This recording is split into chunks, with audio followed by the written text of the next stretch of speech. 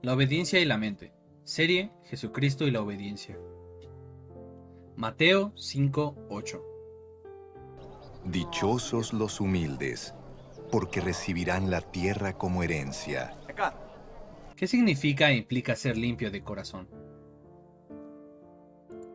Jesús afirmó: bienaventurados los de limpio corazón, porque ellos verán a Dios. La palabra limpio es la palabra griega katsaros, que significa puro, que no tiene manchas o suciedad, que no tiene mezcla de otras cosas, especialmente de impurezas. Limpio es diferente de inmaculado, que significa que nunca se ha ensuciado o corrompido, sino que a pesar de haber estado manchado, se ha limpiado. Es importante entender que cuando creímos en Jesús y lo recibimos, nuestro corazón no fue limpiado, pues estaba muerto en delitos y pecados. Era un corazón de piedra. Cristo no vino a reparar nuestras vidas o a remendarlas o mejorarlas. No, Él vino a crearnos de nuevo o hacernos nuevas criaturas. Por eso dijo el Espíritu Santo por medio del profeta Ezequiel: les daré corazón nuevo y pondré espíritu nuevo dentro de ustedes, y quitaré de su carne el corazón de piedra y les daré un corazón de carne. Dios nos dio un corazón nuevo, limpio. Sin embargo, cada vez que pecamos, sea por comisión o omisión, voluntaria o involuntariamente, consiste o inconsistentemente, premeditadamente o accidentalmente, nuestro corazón se ensucia de nuevo. Y por eso la necesidad de aprender a vivir una vida limpia de pecado, pues el pecado ensucia y contamina nuestro corazón e interrumpe nuestra comunión con Dios. El Espíritu Santo define esta situación de una manera muy clara y precisa en Primera de Juan. Este es el mensaje que hemos oído de Él y les anunciamos: Dios es luz y no hay ningunas tinieblas en Él. Si decimos que tenemos comunión con Él y andamos en tinieblas, mentimos y no practicamos la verdad. Pero si andamos en luz, como Él está en luz, tenemos comunión unos con otros. Y la sangre de Jesucristo, su Hijo, nos limpia de todo pecado. Si decimos que no tenemos pecado, nos engañamos a nosotros mismos y la verdad no está en nosotros. Si confesamos nuestros pecados, Él es fiel y justo para perdonar nuestros pecados y limpiarnos de toda maldad. Entonces, solamente pueden tener un corazón limpio los que hemos nacido de nuevo al creer en Jesús y recibirlo. Y como resultado de confesar nuestros pecados a Dios, pues la única manera en que nuestros corazones pueden ser limpiados es por medio de la sangre de Jesucristo, que nos limpia de todo pecado y de toda maldad, siempre y cuando confesemos nuestros pecados a Dios. Claramente acabamos de escuchar que el plan de Dios no es que vivamos en un círculo vicioso de pecado, la culpa, la confesión y limpieza, y que todos los domingos confesemos los pecados que hicimos durante la semana. Dios nunca planeó la vida cristiana de esta manera. Dios quiere que aprendamos a vivir una vida de victoria sobre el pecado a medida que crecemos en la gracia y en el conocimiento de Jesucristo. En la década de los 70, Nueva York fue considerada la ciudad más sucia de toda la Unión Americana. Por eso iniciaron una campaña en los medios de comunicación masiva y en tan solo una década se convirtió en una de las ciudades más limpias del mundo, con el presupuesto más bajo para el Departamento Municipal de Limpieza. Una de sus frases famosas fue esta: una ciudad limpia no es la que más se asea, sino la que menos se ensucia. No se trata de tomar el pecado a la ligera y pensar que, como la sangre de Jesús nos limpia de todo pecado, pues pequemos. Al fin que luego nos limpiamos. El problema y muy grave consiste que el pecado trae consecuencias y Dios perdona y limpia nuestros pecados, pero nos deja las consecuencias para que aprendamos a ser responsables y a no reincidir. La Biblia define el pecado como desobediencia a Dios, y la desobediencia consiste no solo en hacer lo que nos prohíbe hacer, sino también en no hacer lo que se nos manda hacer. El profeta Samuel estaba muy consciente de esto cuando dijo en 1 de Samuel 12:23, así que, lejos sea de mí que peque yo contra Jehová, cesando de rogar por ustedes. Antes los instruiré en el camino bueno y recto. ¿Qué pecados tendría el apóstol Juan a sus 90 años cuando escribió esta carta? Muchos testigos oculares testifican que antes de que fuese exiliado a la isla de Patmos, cuando caminaba lentamente para compartir el evangelio, a su paso caían de rodillas algunos viajeros, compungidos por sus pecados. De otros, los demonios salían dando fuertes voces y gritos, y pareciera que un resplandor de luz lo rodeaba. Juan era un hombre santo, apartado del mundo y del mal. Sin embargo, el apóstol Juan dice, si decimos que no tenemos pecado, incluyéndose él mismo entre los pecadores, y después dice, si confesamos nuestros pecados, implica que él también confesaba sus pecados. ¿Qué pecados cometía Juan? A pesar de su edad y su espiritualidad elevada, él seguía viviendo en la carne y era un hombre con pasiones semejantes a las nuestras. Y seguramente era muy atacado en su mente por el diablo, como todos nosotros. Ahora, cualquier pecado, antes de cometerse, primero pasa por la mente y después concibe él en el corazón. Santiago 1, 14 al 15 nos dice, cada uno es tentado cuando de su propia concupiscencia es atraído y seducido.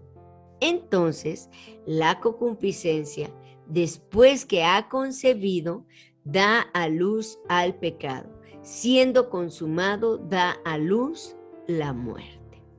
El pecado nace de la tentación, que es colocada como un pensamiento en nuestra mente, y ahí, en nuestra mente, es donde se libra la batalla. Si somos seducidos, se concebirá la concupiscencia en nuestro corazón, lo cual lo ensucia desde entonces, y será solo cuestión de tiempo para que el pecado se lleve a cabo físicamente. Por eso la exhortación del Espíritu Santo a renovar el espíritu de nuestra mente, a no conformarnos a este mundo, sino a transformarnos por medio de la renovación de nuestro entendimiento. Porque si bien se nos ha dado un corazón nuevo, nuestra mente sigue atada a los patrones de conducta y comportamiento que heredamos de nuestros padres y que adquirimos por nuestro entorno y malas decisiones. Es desde la mente que debemos detener el pecado, para que no se conciba en nuestro corazón y lo ensucie, y después se llegue al acto físico mismo. Por eso Jesús añadió mente al principal mandamiento de la ley, como comprobaremos más adelante, porque es la mente lo que determina lo que sentimos y lo que sentimos determina lo que hacemos. Dios nos creó de una manera tan maravillosa, de modo que podamos, por decirlo así, programarnos para que podamos hacer su voluntad. El problema es que si no sabemos que podemos hacerlo o no hacemos nada al respecto, el diablo lo hará y nos bombardeará con pensamientos negativos y contrarios a la voluntad de Dios para que nuestros cerebros se creen las conexiones que harán que estemos atados o esclavizados a ciertas conductas o creencias que terminan destruyéndonos o edificándonos.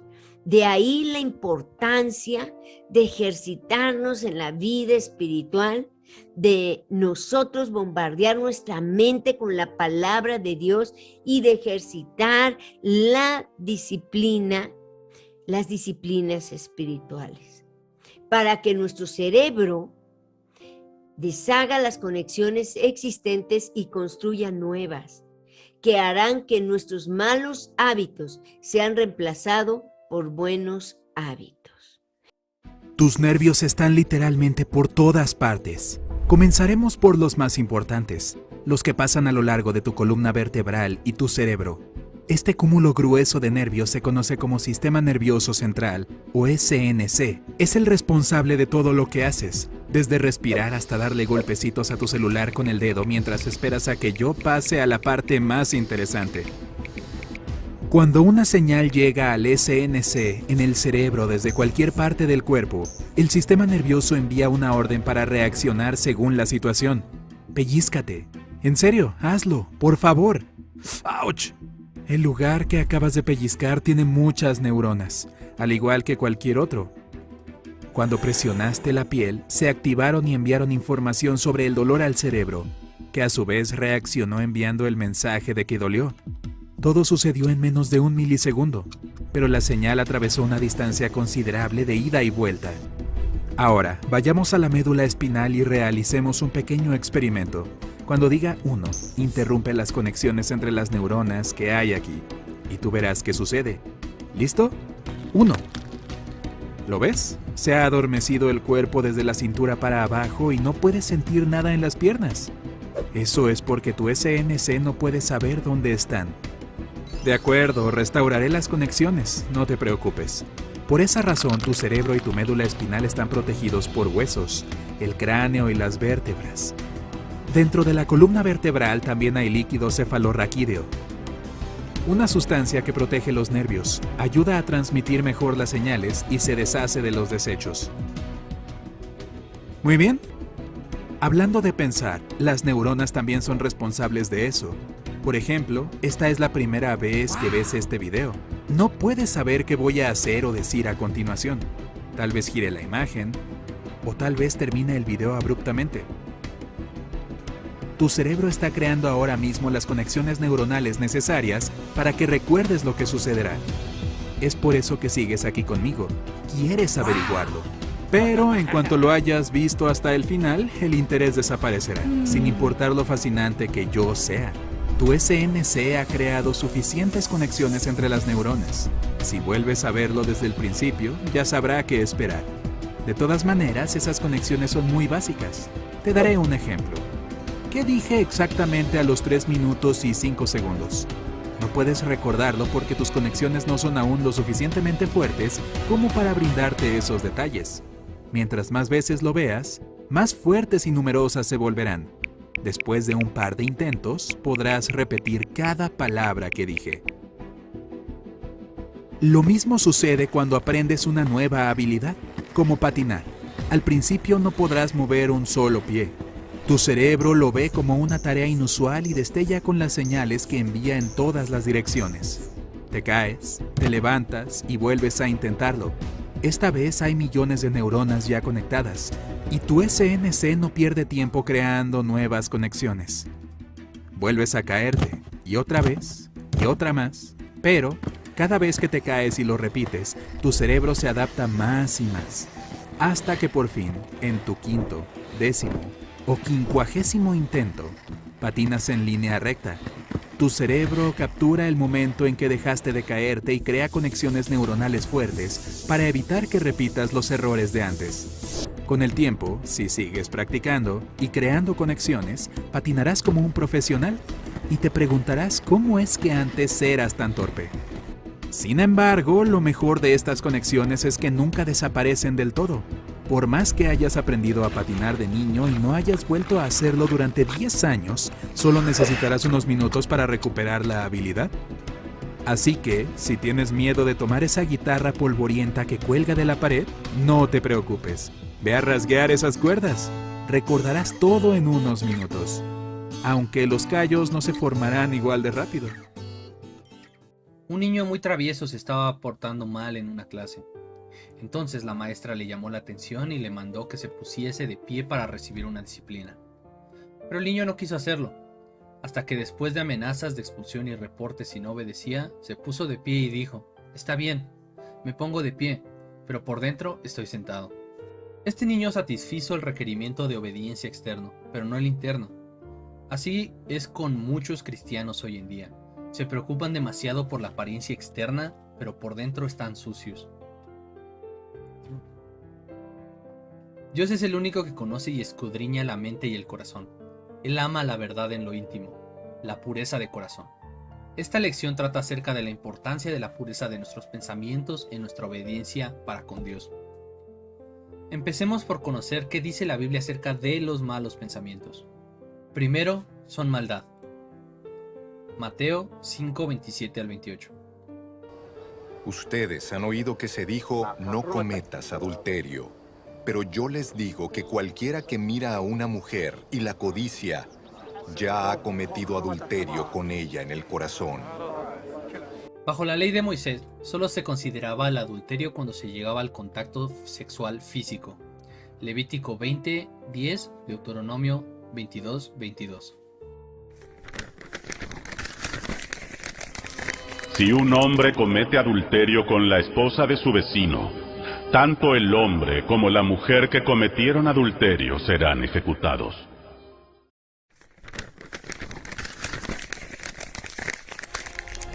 Si se descubre que un hombre comete adulterio, tanto él como la mujer deben morir. De ese modo, limpiarás a Israel de semejante maldad. Bajo la gracia, el adulterio se da en el momento en que se codicia en el corazón. ¿Por qué es tan radical? Porque precisamente en la mente es donde se peca. Una vez que se decide adentro, no falta sino la oportunidad para llevarlo a cabo. Esa es la razón por la que Jesús añade mente al principal mandamiento de amar a Dios, Deuteronomio 6:5, Marcos 12, 29 al 30. Ama al Señor tu Dios con todo tu corazón, con toda tu alma y con todas tus fuerzas. El más importante es, oye Israel, el Señor nuestro Dios es el único Señor, contestó Jesús. Ama al Señor tu Dios con todo tu corazón, con toda tu alma, con toda tu mente y con todas tus fuerzas. Si una persona no fuma, ni se droga, trabaja y se porta bien, ¿podemos decir por eso que es cristiano? ¿Sí o no y por qué? La mayoría de las personas asocia el cristianismo con una serie de reglas y prohibiciones y piensan que ser cristiano consiste en hacer ciertas cosas de una lista de nos que la Biblia prohíbe. No hay nada más equivocado que esa idea. El cristianismo no consiste de cumplir una lista de reglas o seguir cierta filosofía o credo o practicar cierta liturgia o tradiciones o pues guardar ciertos días. No, el cristianismo no consiste de eso. Jesús vino a poner patas arriba el mundo cuando introdujo la verdadera fe en Dios, que la gente confunde con religión porque está asociado con Dios y la Biblia. Nada más oyen Dios y oyen la Biblia y piensan en religión. Pero lo que vino a introducir Jesús no consiste ni de jerarquías, ni de santuarios, ni de rituales y tradiciones, sino de una relación personal de amor con Él. Jesús vino a vivir en el corazón de todos los que creemos en Él y lo recibimos y nos bautizamos en agua como demostración de que hemos creído. Y entonces empezamos una relación personal de amor con Jesús que durará toda la vida y que se irá manifestando en nosotros, obviamente, un cambio radical y gradual de vida y de comportamiento que se irá asemejando a la vida, carácter y conducta de Jesús, que es en última instancia el plan de Dios para todos los que hemos recibido a Cristo. Entonces, el que recibe a Cristo y nace de nuevo no cambia sus malos hábitos de un día para otro, con algunas muy contadas excepciones, sino que le toma meses y a veces años desarraigar vicios y malos hábitos en su vida. Una persona puede recibir a Cristo y nacer de nuevo y sin embargo seguir fumando o drogándose o viviendo en fornicación o mintiendo o practicando algún mal hábito o pecado, pero a medida que va creciendo en su relación con Jesús, va dejando de hacer todo lo malo y va aprendiendo a hacer lo bueno. Entonces, el hecho de que una persona no fume, ni se drogue, trabaje y se porte bien, no necesariamente determina o muestra que es cristiana, que ha nacido de nuevo. Pero es indiscutible e inevitable que alguien que ha nacido de nuevo no abandone los malos hábitos y el pecado a medida que crece en su relación con Jesús. En otras palabras, no porque alguien se porte bien externamente, ya por eso es cristiano. Pero es imposible que quien es cristiano no se llegue a portar bien. El que una persona trabaje honestamente no significa que sea cristiana, pero es imposible que un verdadero cristiano no trabaje honestamente. Dios ve el corazón y lo que Él examina son las intenciones y pensamientos del corazón por encima de las apariencias externas. Los fariseos, ¿recuerdan? Tenían una conducta intachable, se mostraban justos y piadosos ante los hombres, pero Dios conocía sus corazones y Jesús les dijo que eran sepulcros blanqueados que estaban por dentro llenos de inmundicia y de corrupción. Por lo general, son los que estamos llenos de inmundicia y corrupción por fuera, los que nos damos cuenta de nuestra condición de pecadores, como fue el caso de los publicanos y las prostitutas. Y por eso ellos y nosotros creímos en Cristo y nos fueron perdonados nuestros pecados y comenzamos el proceso de limpieza de adentro hacia afuera. La transformación se dio de adentro hacia afuera y fue una transformación permanente. Segundo, la religión y tradición no los justifican. Marcos 7 del 1 al 13. Los fariseos y algunos de los maestros de la ley que habían llegado de Jerusalén se reunieron alrededor de Jesús y vieron a algunos de sus discípulos que comían con manos impuras, es decir, sin habérselas lavado. En efecto, los fariseos y los demás judíos no comen nada sin primero cumplir con el rito de lavarse las manos, ya que están aferrados a la tradición de los ancianos. Al regresar del mercado no comen nada antes de lavarse, y siguen otras muchas tradiciones, tales como el rito de lavar copas, jarras y bandejas de cobre. Así que los fariseos y los maestros de la ley le preguntaron a Jesús: ¿por qué no siguen tus discípulos la tradición de los ancianos en vez de comer con manos impuras? Él les contestó: tenía razón Isaías cuando profetizó acerca de ustedes, hipócritas. Según está escrito, este pueblo me honra con los labios, pero su corazón está lejos de mí. En vano me adoran. Sus enseñanzas no son más que reglas humanas. Ustedes han desechado los mandamientos divinos y se aferran a las tradiciones humanas. Y añadió: qué buena manera tienen ustedes de dejar a un lado los mandamientos de Dios para mantener sus propias tradiciones. Por ejemplo, Moisés dijo: honra a tu padre y a tu madre, y el que maldiga a su padre o a su madre será condenado a muerte. Ustedes, en cambio, enseñan que un hijo puede decirle a su padre o a su madre: cualquier ayuda que pudiera haberte dado es corbán, es decir, ofrenda dedicada a Dios. En ese caso, el tal hijo ya no está obligado a hacer nada por su padre ni por su madre. Así, por la tradición que se transmiten entre ustedes, anulan la palabra de Dios y hacen muchas cosas parecidas. ¿Qué es, entonces, lo que hace a un cristiano? Miren, en una sola palabra: Cristo. A una persona no lo hace cristiana ni su comportamiento, ni su forma de hablar, ni sus buenas obras, ni sus creencias, ni siquiera el asistir a una iglesia regularmente o convertirse en miembro formal de una. Un cantante cristiano de los 80s dijo: ir frecuentemente a la iglesia no te convierte en cristiano, así como el ir frecuentemente a McDonald's no te convierte en una hamburguesa. No nos confundamos. Aunque ninguna de las cosas mencionadas nos convierten en cristianos, un verdadero cristiano irá cambiando su comportamiento y su forma de hablar. Hará buenas obras, creerá la Sagrada Escritura y se congregará en una iglesia, pero todo eso como resultado de su relación personal con Cristo y no al revés. De entender o no esto depende de la diferencia abismal entre ser cristiano y practicar la religión cristiana, si es que existiera como tal en la Biblia. Es fácil observar la gran variedad de personas que se hacen llamar cristianos y se confunden sobre lo que exactamente es un cristiano.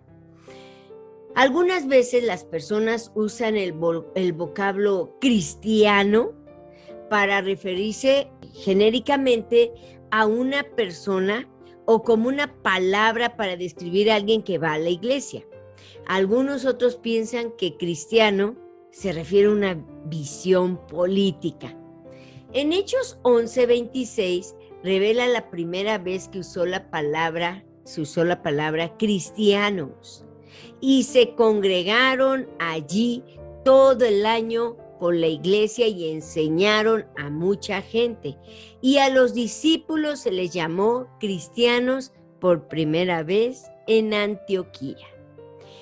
Las personas que creyeron que Jesús era Dios nacieron de nuevo, se bautizaron e iniciaron una relación personal con Jesús. Y como resultado, empezaron a hablar como Jesús, a hacer las obras que Él hizo, a andar como Él y a vivir para Él.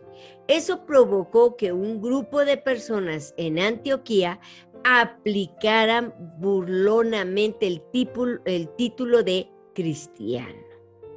Miren, el término cristiano viene del griego Christianus y significa pequeño Cristo.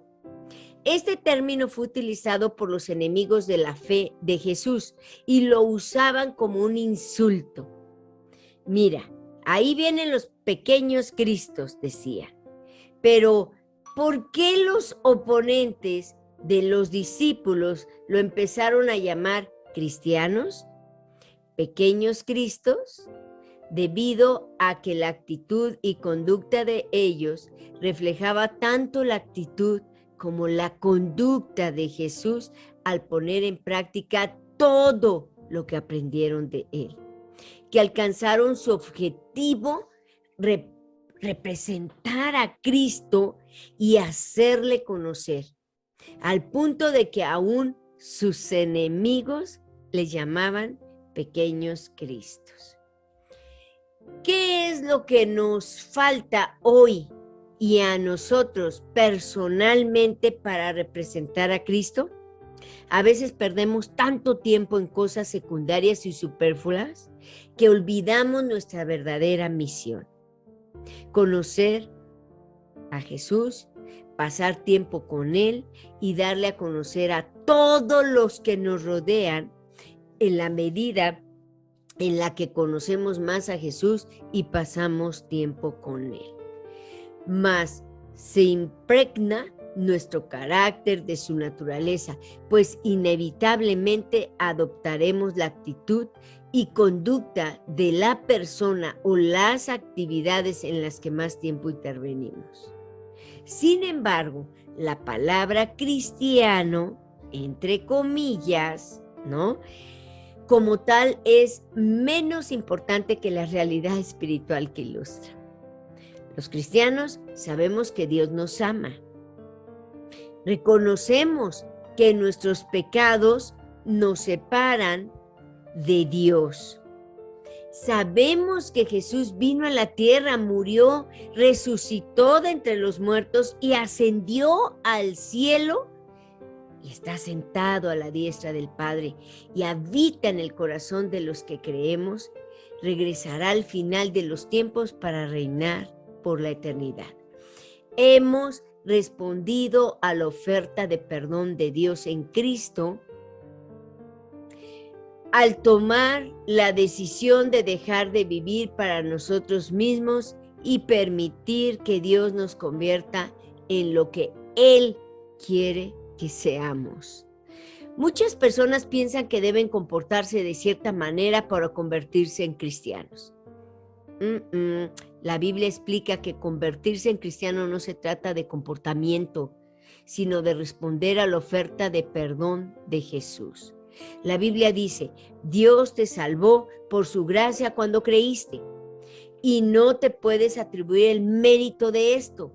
Es un regalo de Dios. La salvación no es una recompensa por las cosas buenas que hemos hecho, por lo que ninguno de nosotros puede jactarse de ello. Y esto lo podemos ver en Efesios 2, 8, 9.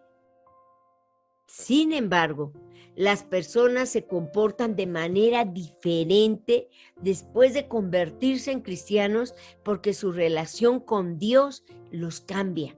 La gente hace cosas buenas por muchas razones, pero un cristiano está motivado para hacer cosas buenas porque ama a Dios.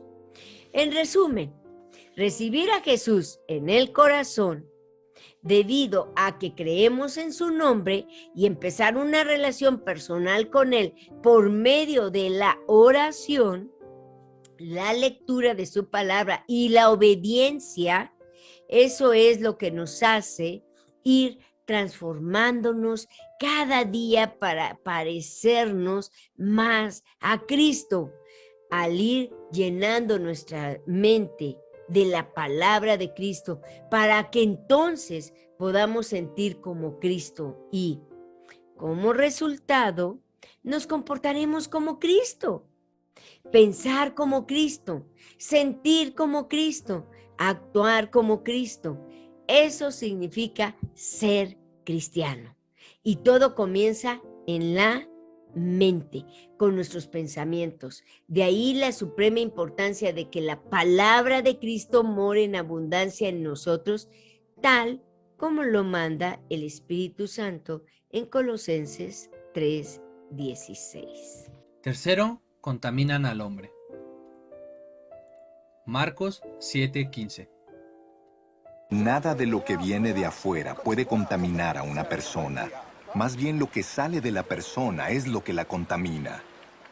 Si lo que contamina al hombre es lo que sale de él y no lo que entra, ¿entonces la droga y el alcohol no contaminan? Jesús aseguró, nada hay fuera del hombre que entre en él, hablando de que entra por la boca o por otra fuente, que le pueda contaminar. Pero lo que sale de él, hablando de lo que sale de la boca, eso es lo que contamina al hombre. Eso está en Marcos 7:15.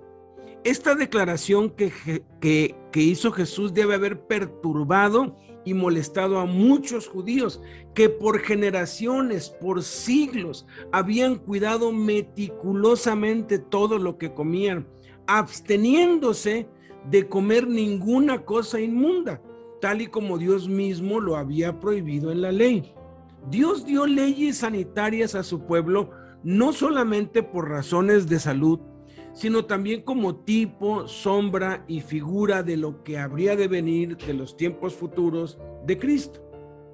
Levítico 11 y Deuteronomio 14 enumeran las restricciones alimenticias que Dios le dio a la nación de Israel. Haciendo un resumen, las leyes sobre la alimentación incluían prohibiciones de comer cerdo, de comer mariscos, de comer casi todos los insectos, con excepción de algunos, de las aves carroñeras y otros animales como el murciélago, ¿verdad? ¿Quién va a querer comer eso? Aunque cuando algunos lo comen, dicen que en China.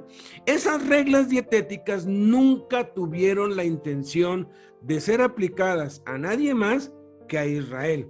El propósito de las leyes alimentarias era hacer que los israelitas se distinguieran de todas las demás naciones.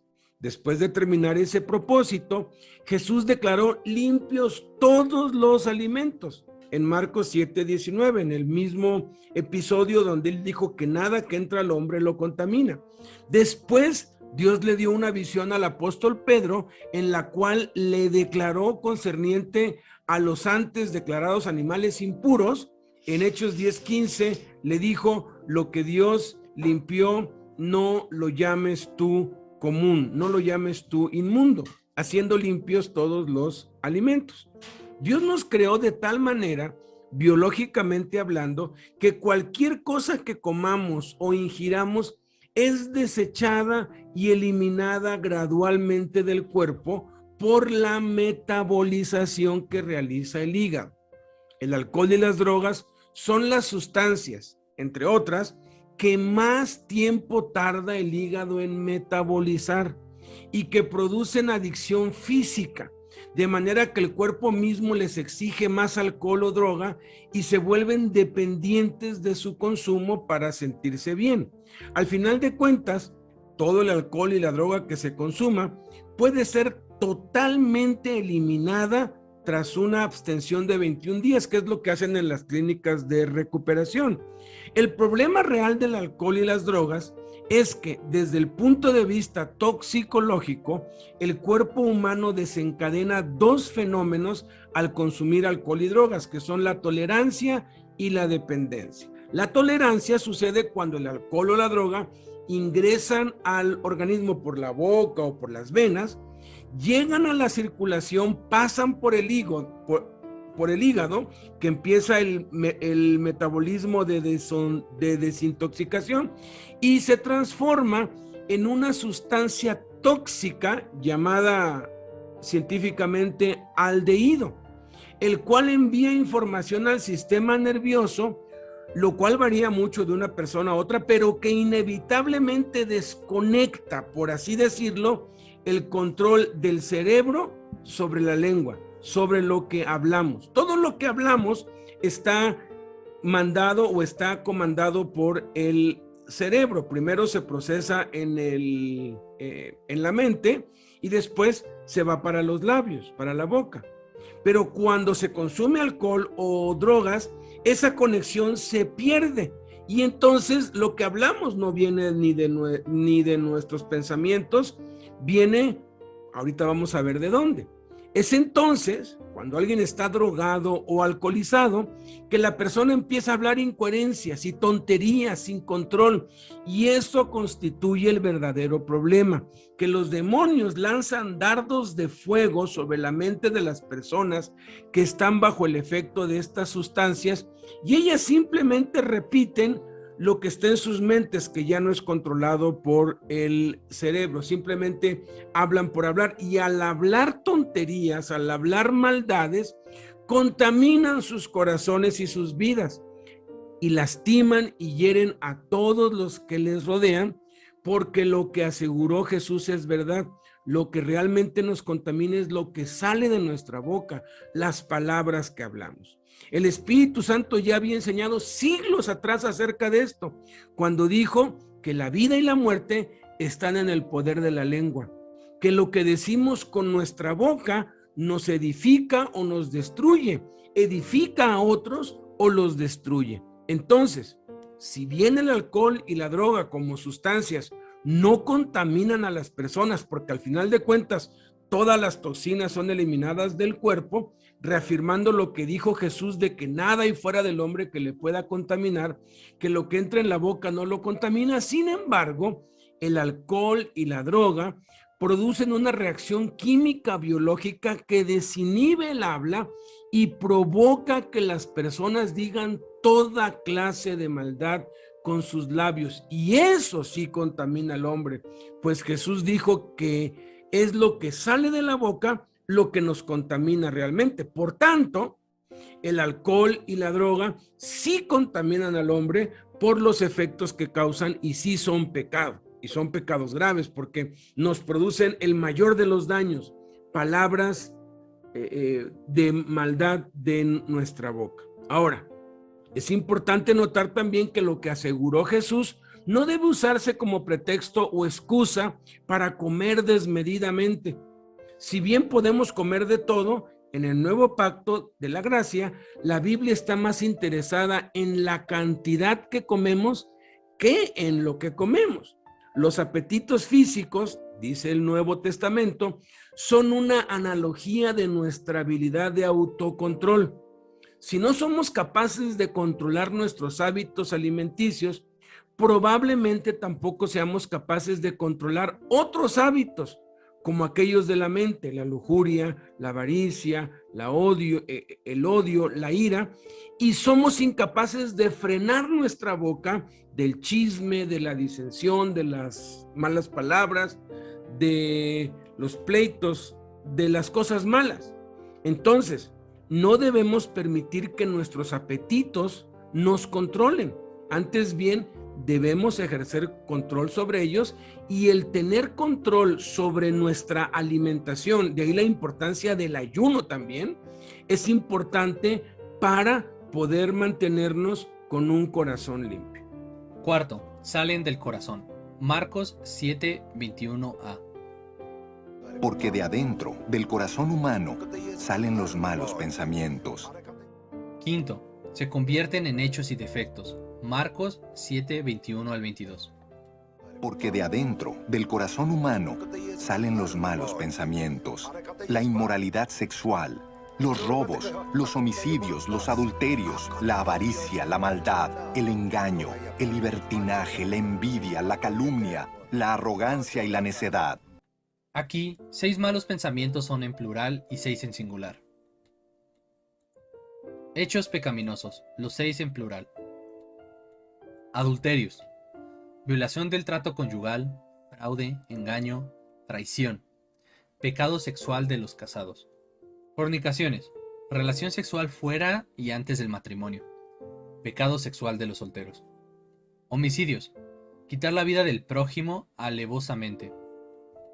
Hurtos, quitar bienes ajenos con violencia o astucia.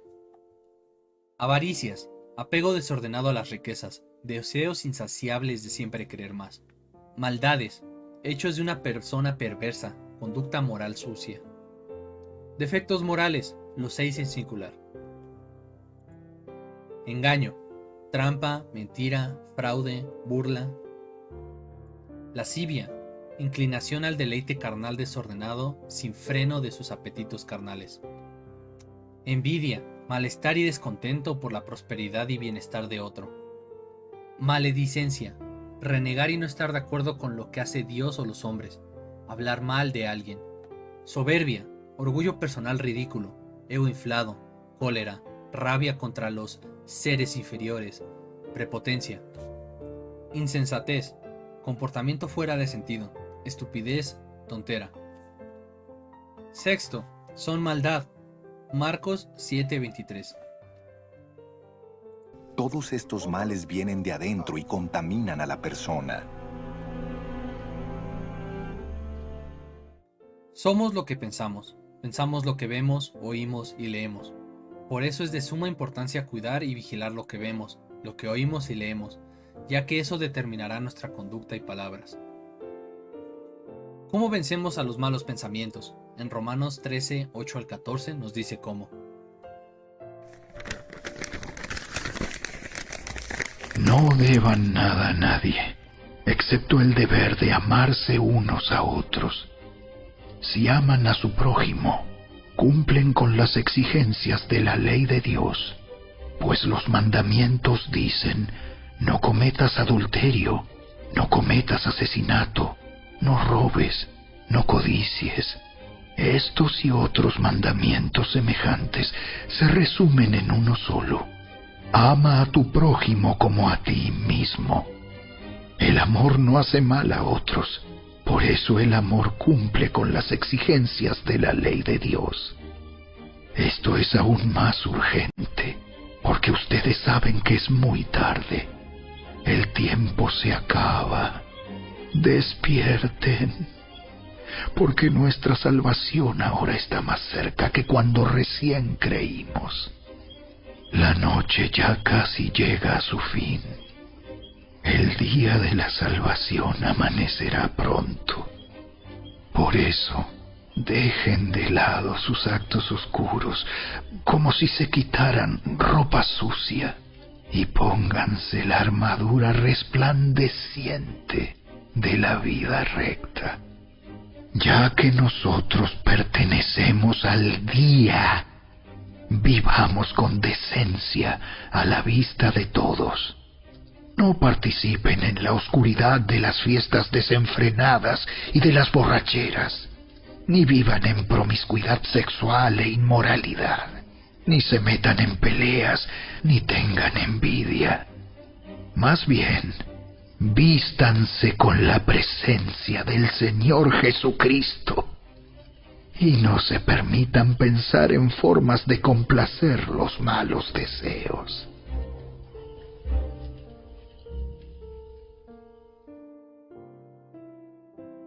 Primero, amando al prójimo como a mí. Versículo 8 al 10.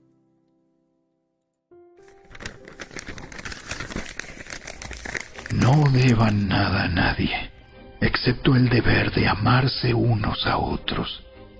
Si aman a su prójimo, cumplen con las exigencias de la ley de Dios, pues los mandamientos dicen: no cometas adulterio, no cometas asesinato, no robes, no codicies. Estos y otros mandamientos semejantes se resumen en uno solo: ama a tu prójimo como a ti mismo. El amor no hace mal a otros, por eso el amor cumple con las exigencias de la ley de Dios. Segundo, no siendo perezoso con Dios. Versículo 11.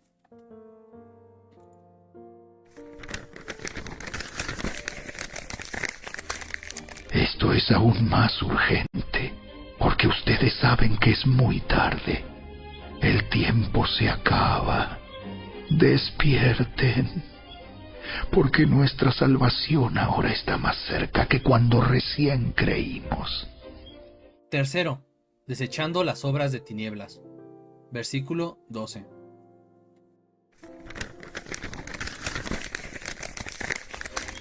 La noche ya casi llega a su fin. El día de la salvación amanecerá pronto. Por eso, dejen de lado sus actos oscuros, como si se quitaran ropa sucia, y pónganse la armadura resplandeciente de la vida recta. Cuarto, vistiéndonos las armas de la luz. Versículo 12.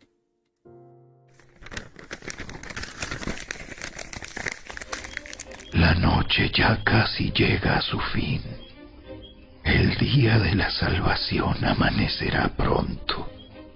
Por eso, dejen de lado sus actos oscuros, como si se quitaran ropa sucia, y pónganse la armadura resplandeciente de la vida recta.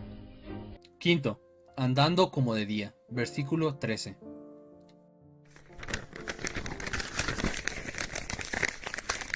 Ya que nosotros pertenecemos al día, vivamos con decencia a la vista de todos.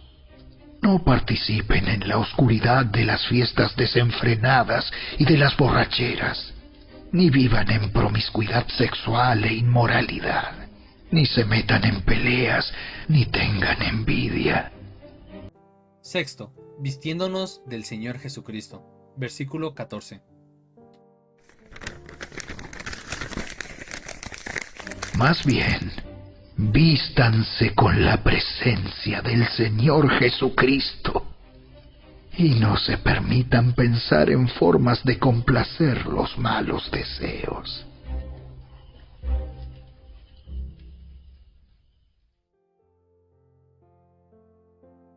Séptimo, no proveyendo para la carne. Versículo 14.